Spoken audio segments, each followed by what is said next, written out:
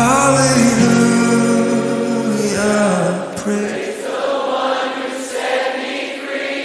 Hallelujah, that has lost its grip on me. You have broken every chain. There's salvation in your name, Jesus Christ, my living hope. हामी कस्तो खाले आराधना प्रभुलाई दिँदैछौँ? हाम्रो उब्रेको समय यदि कहीँ जानु छैन भने चाहिँ चर्च जाने, हामी यदि कतै दिनु छैन भने हामी प्रभुलाई दिने। कसरी हामीले प्रभुलाई आराधना गर्ने? के हो आराधनाको प्रोटोकल? आज पुरानो नियम सिद्धियो भनेर हामी नयाँ नियम आएर यति साह्रो प्रभुलाई अवहेलना, यति साह्रो अपमान गरिराखेका छौँ चर्चहरूले कि प्रभुलाई त हामी केही गर्दैनौँ। यो कुरा भन्दा तितो लाग्छ, तर यो कुरा फ्याक्ट हो। प्रभुलाई दिनुहुन्छ भने नि सबभन्दा उच्च दिनुहोस्। हालेलुया, हालेलुया। नसक्दा दिनुहोस्। तपाईँ आउन सक्नुहुन्न चर्च, गाह्रो भइरहेछ, झन् चर्च आउनुहोस्। आमेन। तपाईँलाई फाइनेन्सियली गाह्रो भइरहेछ, झन् प्रभुलाई दिनुहोस्। किनभने त्यहाँभित्र त कसको लागि छ? यो कसको लागि हो? पुजारीको लागि त होइन, परमेश्वरको लागि पनि होइन। यो बलिदान कसको लागि चढ्दैछ? तपाईँकै लागि, मेरो लागि। त प्रभुको हृदय हामीले बुझेनौँ भने हामी खरन्डा, आँखा टेढो भएको, खुर्किसकेको, एउटा खुट्टा लङ्गडो भएको हामी लिएर आएर दिन्छ, प्रभुलाई फ्याँकिदिन्छ। ल प्रभु तपाईँलाई मागेको होइन, लानुहोस्, यही त चाहेको रहेछ तपाईँलाई, दिनु होइन, दिएँ मैले तपाईँलाई। परमेश्वरले भेटीलाई जाँच्दाखेरि चाहिँ पुजारीले त के गर्नु?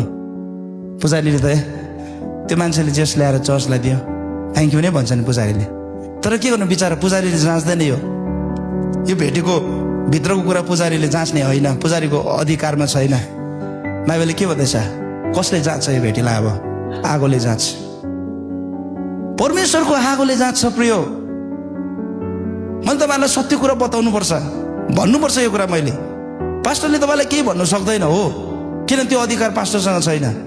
तर जुन भेटी तपाईँले ल्याउँदै हुनुहुन्छ त्यो पास्टरको लागि ल्याउनु भएको छैन, त्यो तपाईँले आफ्नो परमेश्वरको लागि ल्याउँदै हुनुहुन्छ। अनि कस्तो भेटी छ तपाईँको हातमा? एकचोटि विचार गर्नुहोस्, म पनि विचार गर्छु। वाट काइन्ड अफ सेक्रिफाइस, कस्तो छ मेरो भेटी? यहाँनिर त क्लियरली भन्दैछ, तिमीहरूले प्रभु कहाँ ल्याउने बलिदान चाहिँ खोरन्डा नहोस्, काम नलाग्ने नहोस्। यदि प्रभुलाई दिने हो भने सबभन्दा उच्च देऊ, किनकि प्रभु उच्च हुनुहुन्छ। आमेन। राजाहरूको राजा, प्रभुहरूको प्रभु हुनुहुन्छ। म हिँड्न नसकिने प्रभु काम गर्दैछु, त्यो आराधना होइन त? मलाई मेरो खुट्टाले मलाई सेवाकाई गर्नबाट रोक्न सक्छ, तपाईँको लागि च्यालेन्ज हो। म हिँड्न नसक्ने मान्छेले प्रभु काम गर्न सक्छु भने तपाईँहरूको हात खुट्टा भएर कि हामी सङ्गति आउन सक्दैनौँ? धिक्कार छ त्यो खुट्टाहरूलाई जो खुट्टा सङ्गति आउन मान्दैन। चुनौती दिएँ मैले। खुट्टा के को लागि दिनुभएको त? पहिले यो खुट्टामा अधिकार परमेश्वरको कि होइन? हामी के गर्छौँ? पहिले खुट्टा चाहिँ आफ्नो कामको लागि प्रयोग गर्छ। पहिले खुट्टाको अधिकार कसको भन्नुहोस् त? दिदी कसको भन्नुहोस् त? परमेश्वरको नि त। पहिले यो खुट्टा चाहिँ परमेश्वरलाई दिने हो।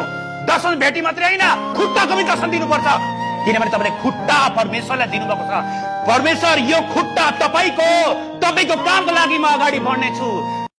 हाम्रो हृदय प्रार्थनाको घर हुनुपर्छ। My house shall be the house of prayer. Turn your heart into prayer altar. Turn your bedroom into prayer altar. Turn your ground into prayer altar. तपाईँ लेजी भएर बस्नको लागि बनाउनु भएको होइन परमेश्वरले। तपाईँ अल्छी मान्दै बस्नको लागि परमेश्वरले बनाउनु भएको होइन। खानु लाउनु बस्नु मात्रै बनाउनु भएको होइन परमेश्वरले। तर you are created with the purpose. परमेश्वरले आज पर्पसले तपाईँ अनि मलाई बनाउनु भएको छ। आमेन।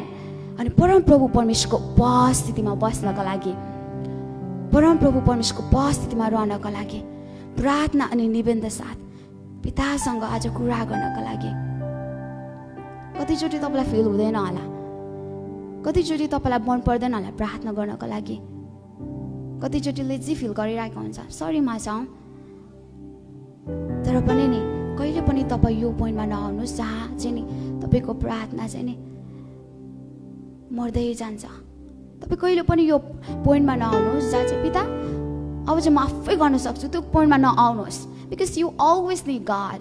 किनभने परमेश्वरलाई आज तपाईँलाई परमेश्वरको जरुरत छ। आमेन।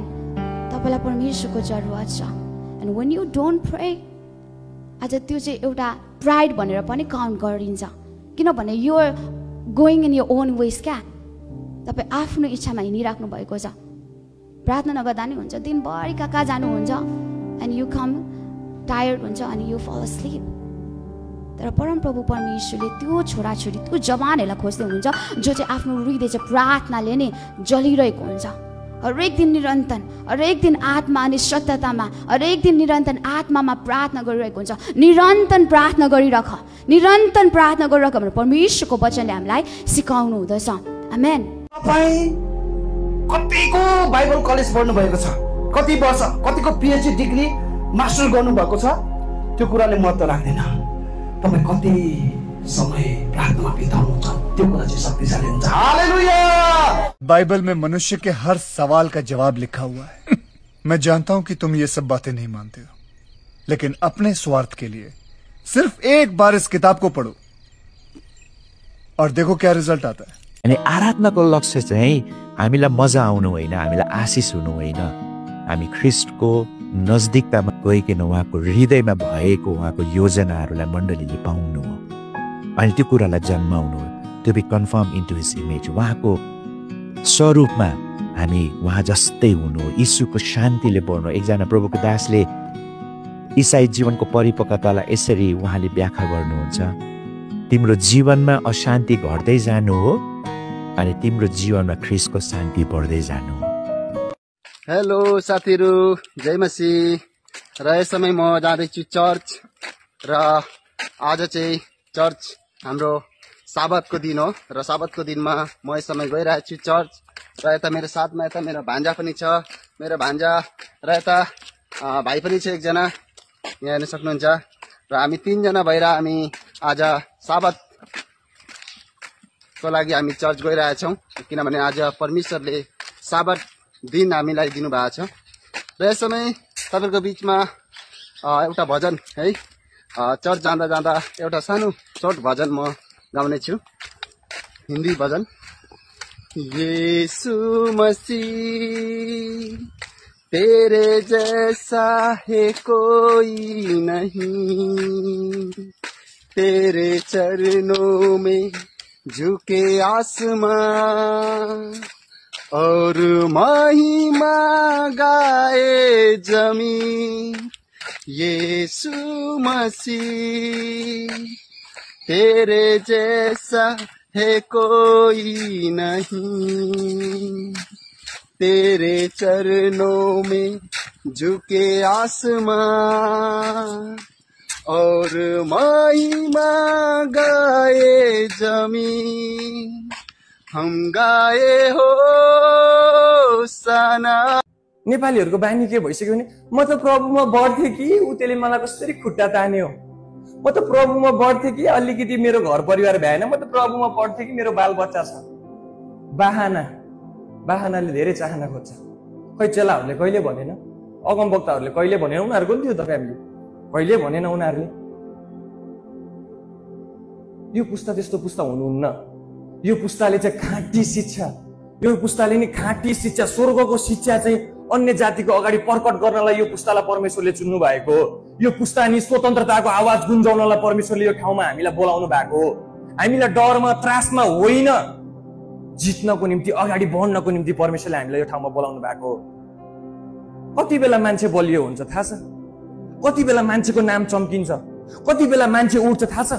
यो बाइबलमा हामीले हेर्यौँ भने आफ्नो जीवनलाई पनि यसो हेर्यौँ भने यिनीहरूको जीवनमा यस्तो महामारी समस्या आयो के अझ हाम्रो जीवनमा के छ र? के त्यस्तो समस्या छ? धेरै बेर रोग लाग्ला, धेरै बेर सतावट पनि त्यस्तो हाम्रो जीवनमा छैन, तर यिनीहरूको जीवनमा नि मान्छेले घाँटी काट्न थाले, उल्टो क्रुसमा टाङ्न थाले, यिनीहरूलाई थुक्न थाले, यिनीहरूलाई मार्न थाले, तर पनि यिनीहरू नि परमेश्वरको राज्यको निम्ति चाहिँ रोकिएन। मण्डली यिनीहरू चाहिँ बढ्दै गयो, बढ्दै गयो, बढ्दै गयो।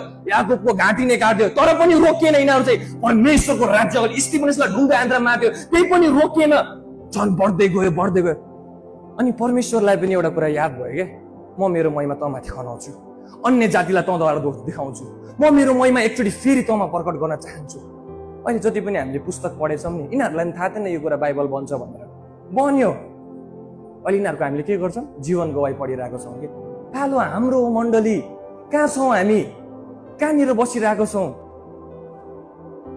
जब जब तपाईँ अगाडि बढ्नुहुन्छ नि आउँछ समस्या, नआउने नआउँछ। जसले परमेश्वरको दर्शन र सपना बोकेको छ नि त्यसलाई झन बेसमारी आउँछ। तर त्यति बेला नि भन्नुपर्छ कि, त्यति बेला नि भन्नुपर्छ जब योसेफ खाल्टोमा थियो, त्यति बेला नि परमेश्वर त्यहाँ साथमा थियो। जब दानियल खाल्टोमा थियो, त्यति बेला सिंहको खोरहरूमा थियो, त्यति बेला नि परमेश्वर त्यसको साथमा थियो। त्यति बेला नि तिनीहरूले परमेश्वरलाई बिर्सेन, त्यति बेला नि तिनीहरूले परमेश्वरलाई छोडेर 70 मेषको अभिधर्मलाई आगोको भट्टीमा नि परमेश्वर त्यही थियो। उनीहरूको विश्वास कस्तो थियो भने म उहाँको राज्य खोज्छु, म उहाँको राज्यदेखि रोकिन्न, यो चाहिँ अनन्तकालको राज्य हो। यो कहिले पनि प्रभुलाई काम चलाऊ उब्रेको पाब्रेको कुराहरू कहिले पनि नदिनुहोस्। यदि प्रभुलाई दिन चाहनुहुन्छ भने त्यो चाहिँ बेस्ट होस्। हालेलुया। निष्खोट होस्, मूल्य परेको कुरा होस्, एकदमै महँगो कुरा प्रभुलाई दिनुहोस्। जहिले पनि तपाईँको समयको महँगो कुरा दिनुहोस्। तपाईँको समयको उब्रेको कुराहरू प्रभुलाई नदिनुहोस्। Will you pray with me?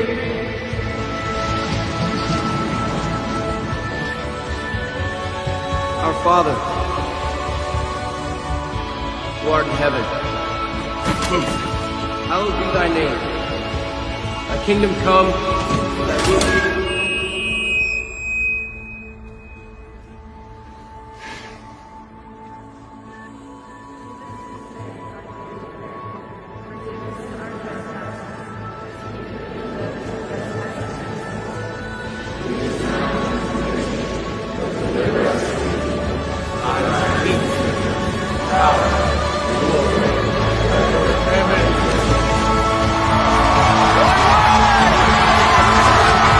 जो आदमी आपको खुदा के करीब नहीं ले जा सकता ना, उसके करीब मत जाइए, वो आपको किसी और चीज के करीब ले जाए।